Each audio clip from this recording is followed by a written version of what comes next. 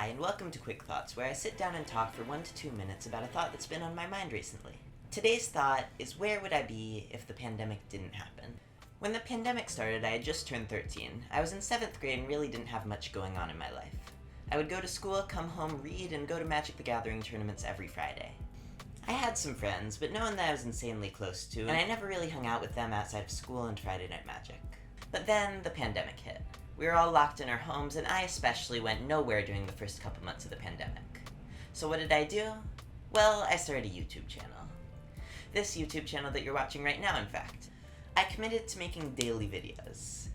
However, I couldn't really handle that, so I started making them every other day. And I couldn't handle that either, so I started making them weekly. And I hit that sweet spot for a while of making a video every week. Because of my newfound interest in video creation, I started learning to edit. I opened a Fiverr account and started working on editing videos there. I cringe at the things I delivered now as finished products, but they ended up making good money and the customers were happy with what I delivered. The practice from being an editor on Fiverr combined with the practice from making weekly YouTube videos led to me getting pretty good at editing, and then to where I am now. But now let's rewind, back to the beginning of the pandemic. Before the pandemic, I was barely online. I had no social media, a YouTube channel that I barely used, do not look it up, and I really didn't keep up with politics or world news. But that all changed when the pandemic hit. When you're stuck in your home with nothing to do, there aren't very many places to go other than the internet.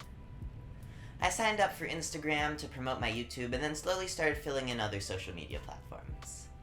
I started posting and having fun with it and posting some more, and suddenly my life was caught in this loop of social media that I really don't think would have happened if it weren't for the pandemic. Now, I don't necessarily think this was a bad thing. I found communities that I could resonate with, fandoms that I can be a part of, and people that I like to talk to. I started podcasts and Discord servers and entered competitions, but most importantly, I had fun. But I also started seeing more of the world. For my whole life, I had been in this Bay Area bubble, and I was slowly starting to become more exposed to the world. At the last election in 2016, I had only been 9 and not really able to understand what was going on, but for this one I was fully cognizant and able to form my own opinions based on more influences than just my family. I do regret some of the internet rabbit holes and beliefs that I had during this time period, but I feel like those were all learning experiences that got me to where I am now.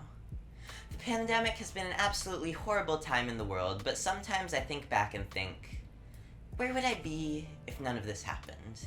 Would I be sitting on my couch making this video right now? I really don't think so.